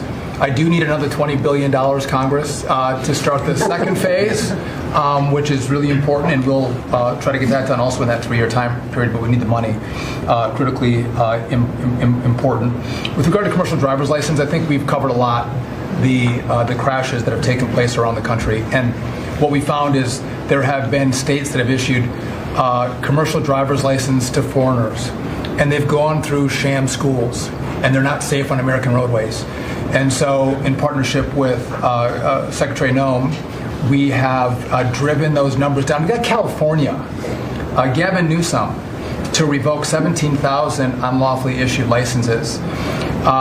We've closed down half of the fake schools that give out these fake licenses, all critically important. Governor Tim Walz of Minnesota gave 33% of these licenses unlawfully. People that should never have a driver's license driving a big rig on American roads, endangering the American people, shameful. We've cleaned up Union Station here in D.C. per your directive. We're going to rebuild Penn Station in New York. We're going to break ground at the end of 2027, get that project operational. And, Mr. President, a lot of us, I fly commercially, I fly back by the bathrooms. I don't know why that happens. They put me in the back.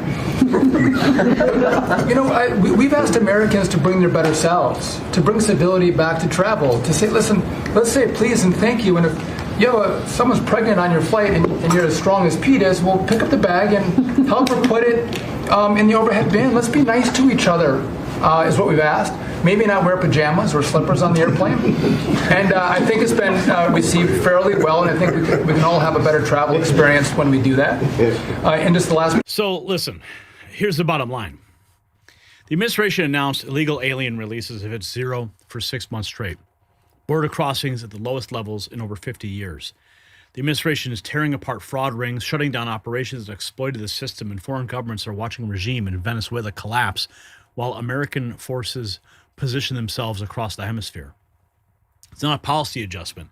This is a complete reversal of everything the Biden administration built. And it's only December. Now, the story matters because American sovereignty is no longer negotiable. For 4 years under Biden, the border was a joke. Cartels operated with impunity. Criminals flooded in without vetting. And anyone who objected was called a racist. Those days are over. President Trump has made it clear, if your nation exports chaos to America, you will face consequences, military consequences, economic consequences, travel ban consequences. Noem, Hegseth, they're not mincing words. They're not backing down, and the results are already showing. Zero illegal releases for 6 months, historic lows at border crossings, Maduro reportedly trapped in his own country, cartel leaders looking over their shoulders. See, this is what happens when America has leadership that actually believes in defending its people.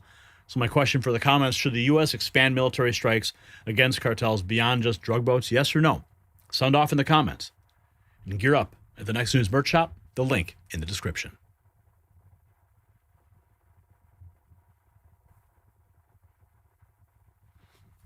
All right. Moving right along. Oh, look at this. We have $2 from Heather Reeve. Thank you. Mexico owes us Guadalupe Island back. And then we have this from April, $20. Thank you, Mr. Gary Franchi. A couple hearts. Sincerely appreciate that. All right, we're at $76.48, just about $24 away from our goal. Moving into our next topic of the evening. And where is it? Ah, yes, this is interesting. This caught my eye today. This is interesting.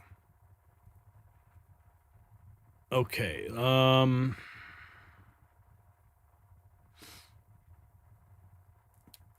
Okay.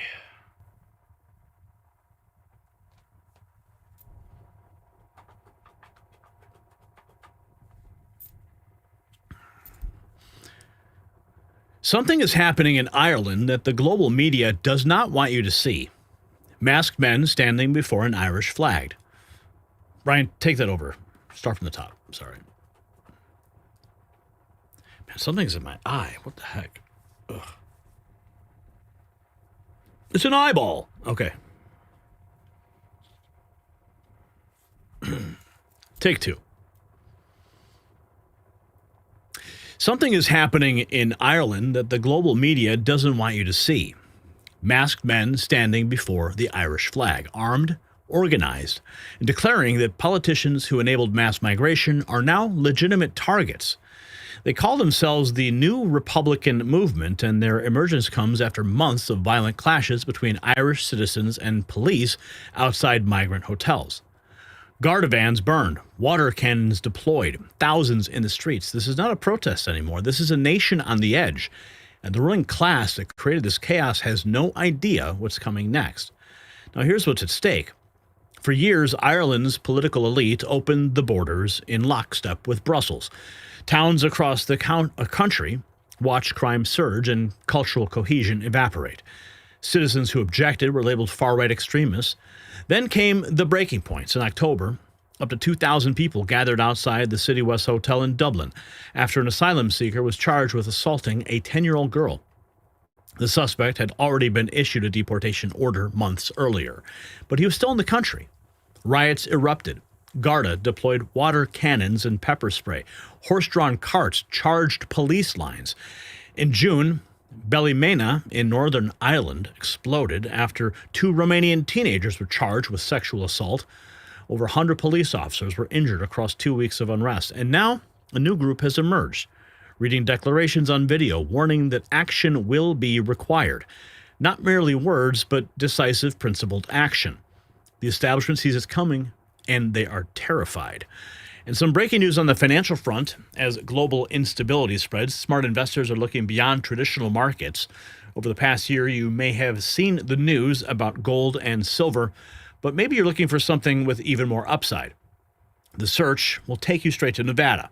AmeriCorps Resources, trading as AMCOF in the United States and AMCO in Canada, is positioning itself at the center of Nevada's modern silver resurgence. Now, they've acquired the Trinity Silver Project from Newmont, and Newmont actually became a shareholder in that deal. When a nearly $100 billion mining giant takes a stake, that is worth paying attention to. Now, Trinity is not speculation. It's a historic silver mine with over 5 million ounces already produced and historical data pointing to 28 million ounces still in the ground. The stock is still trading under 25 cents. Now, with silver hitting all-time highs, you might want to take a look at the link in the description. We thank them for supporting this program. But here's where the story gets even more explosive. Independent journalists in Ireland are pointing out something strange, that the New Republican Movement footage looks eerily similar to a clip authorities circulated earlier this year, claiming to show a far-right plot on an attack on a mosque. Many now suspect that earlier video was a state-engineered operation designed to discredit rising nationalist sentiment. Meanwhile, Sinn Féin just raised the Palestinian flag above Belfast City Hall.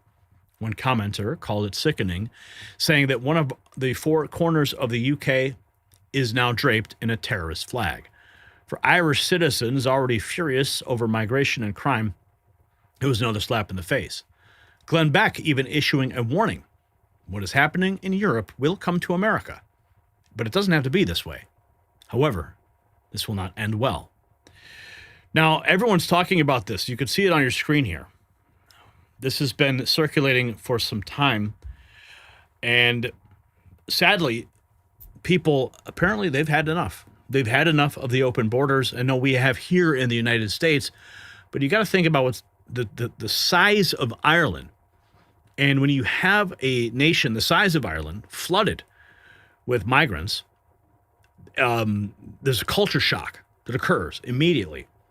And then when you're declared a racist, if you raise your voice and you don't have free speech, well, then people don't have the pressure release valve. And this is exactly what happens when people have had enough. In Ireland, the new group called the Republican Movement has claimed that local representatives are legitimate targets. Mass immigration and indoctrination of children in schools are cited as reason for these legitimate targets. Now, we're playing this for you in the interest of the news cycle, in the interest of awareness, and to provide context for what is happening in Ireland at the moment. As of today, to the people of Newry, Mourne and Down, we, the New Republican Movement, have watched their councillors and MLAs over the past 12 months. The level of disrespect shown to the people who put you into power, this cannot be ignored any longer. We are proud men of Ireland. We are patriots. Your policies and decision-making in regards to flooding our communities with undocumented military-aged men is not acceptable. We will not sit back any longer and watch our culture and religion destroyed by the people we put in power. Also, the sexual indoctrination of our children in schools has not went unnoticed either. The New Republican Movement will take immediate action against anyone who threatens our ways of life and the safety of our women and children. We have your addresses and known your movements. Every one of you are legitimate targets as of today. The New Republican Movement, the 28th of 11/25. They're putting all of the individuals that they feel open up the borders and push these people to the brink are now on notice. The top post X is boosting to millions of people about the anti-immigrant New Republican Movement in Ireland, coming from accounts based in the US, UK, and Canada. They're calling this some kind of boosted campaign, artificially being boosted. I think there's just great interest in this. You can see some of the posts that are circulating regarding this.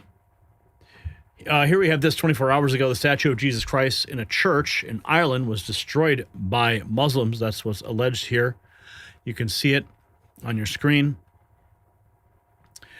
And continuing here, this is from November 15th. Shares a similar visual. A video has surfaced that's remarkably similar to what's being described in the media as a far-right organization that was planning an attack on a mosque, standing in front of an Irish tricolor, making statements such as action will be required. Let's see here. We are all citizens of Ireland. We address you tonight with a heavy heart, but with a firm resolve. We are the Irish Citizen Army, also known as the ICA, formed as of the 7th of June 2025. We created the rebirth of the ICA of 1913.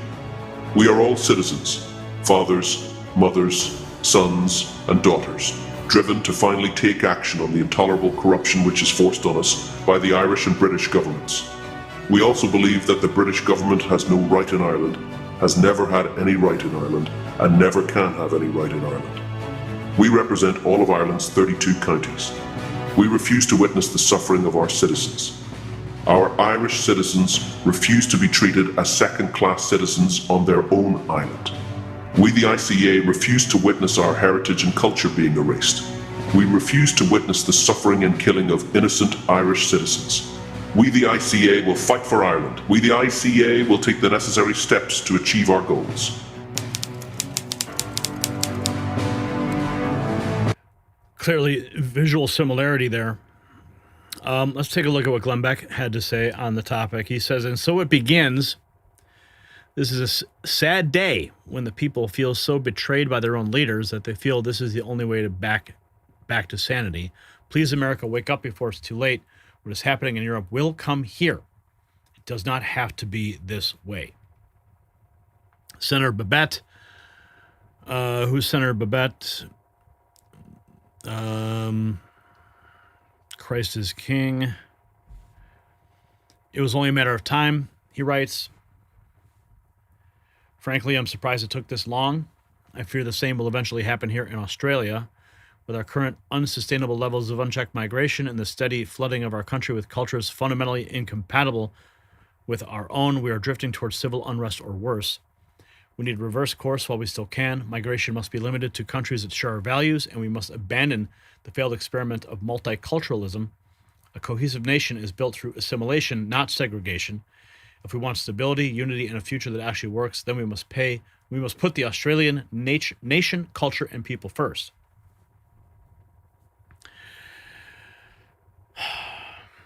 Palestinian flag raised above Belfast City Hall after a proposal by Sinn Féin. Basil the Great calling it an absolute disgrace. Here's the video. Palestinian flag being raised in Belfast above the City Hall. Well, why? It doesn't make sense. It's a captured nation. It's a captured state. You don't raise a foreign flag over your city hall unless you have been captured by it.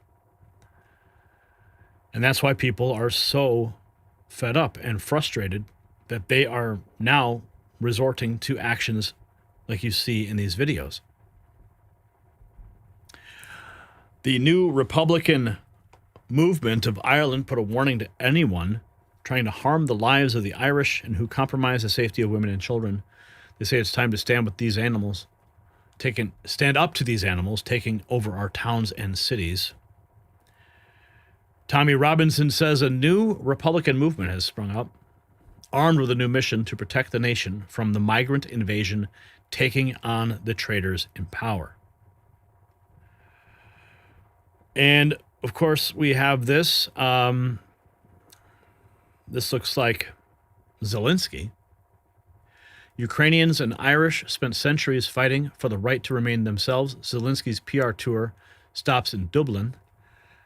Reminder, Ireland fought more than a dozen rebellions before Ukraine even existed. Who spent our peoples, Ukrainian and Irish, are among the few in Europe who spent centuries fighting for the right to remain themselves.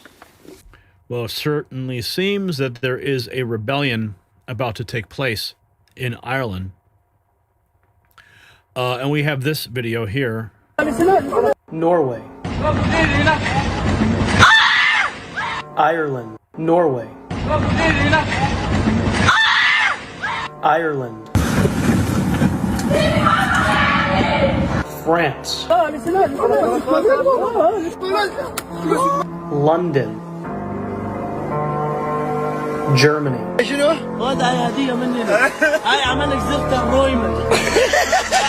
Somebody explained to me how the progressive governments of Europe who claim to champion women's rights are okay with importing millions of migrants from third world countries who come from cultures that are okay with sexually assaulting, raping, murdering, beating, anything unimaginable to women.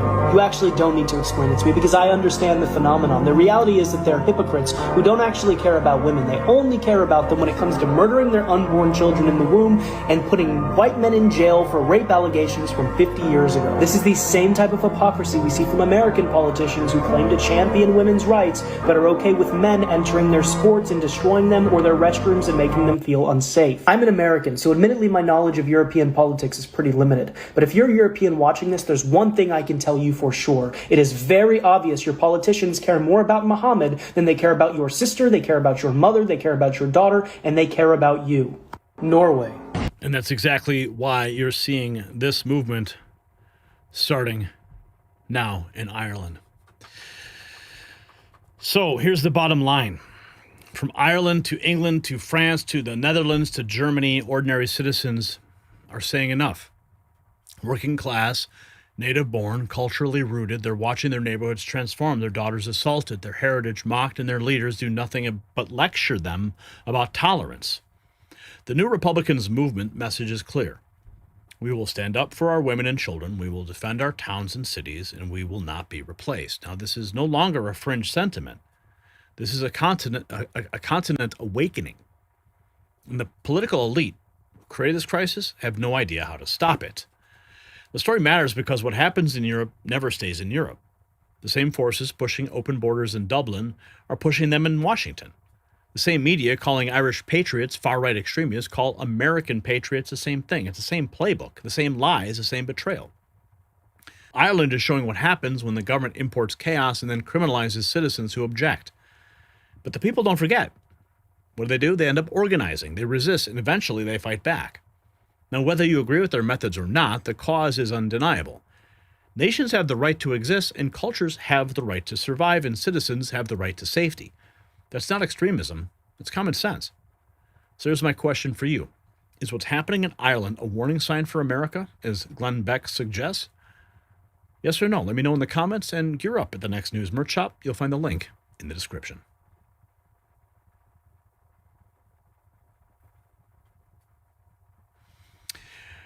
And that is going to do it for tonight's Raw Feed. But before you go, let me leave you with this. What you just witnessed was not 5 random stories. It was a snapshot of a world in transition. A world where the old rules are being torn up and new ones are being written in real time. Senator Mark Kelly facing a Pentagon review for telling troops to refuse orders. A decorated veteran, a sitting United States senator now potentially subject to military justice for undermining the chain of command during a time of national tension. That's not politics as usual. That's accountability arriving at the doorstep of people who thought they were untouchable. In Washington, D.C., an American soldier is dead and another recovering because our government spent 4 years inviting people into this country without knowing who they were. Sarah Beckstrom was only 20 years old. She volunteered to work Thanksgiving so her colleagues could be with their families, and she was murdered 2 blocks from the White House. Andrew Wolfe is fighting to recover, giving thumbs up to nurses, wiggling his toes, proving that American warriors don't quit. The Trump administration responding with 500 additional troops and armed every guardsman in the Capitol. That's what leadership looks like. Michael and Susan Dell just committed $6.25 billion to give 25 million American children a financial head start. Not government handouts, investment accounts.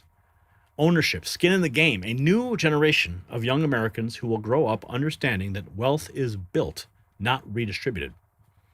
The One Big Beautiful Bill is changing the economic DNA of this country. And on the border, illegal releases have hit 0 for 6 straight months. Cartel boats are being sent to the bottom of the ocean. Travel bans are expanding to 30 countries. And the CBP Home app is offering free flights and a $1,000 exit gift to anyone who wants to leave voluntarily. The invasion is over, and the cleanup has only begun. And across the Atlantic, Ireland is showing us what happens when governments betray their own people for far too long. The new Republican movement did not emerge from nowhere. It emerged from years of ignored petitions, dismissed concerns, and citizens being called racist for wanting safety in their own neighborhoods. That's a warning, not just for Europe, but for anyone paying attention. 5 stories, 1 theme. The people are done waiting for permission to defend their nations, their families, and their futures. And that's the Raw Feed for December 2nd, 2025. I'm Gary Franchi. I want to thank you for being here. Thank you for thinking for yourself. And thank you for refusing to accept the narrative that they want you to believe. If you're not subscribed, go ahead, hit that button now, and share this show with somebody who needs to hear the truth. I'll see you right back here tomorrow night. Until then, stay free.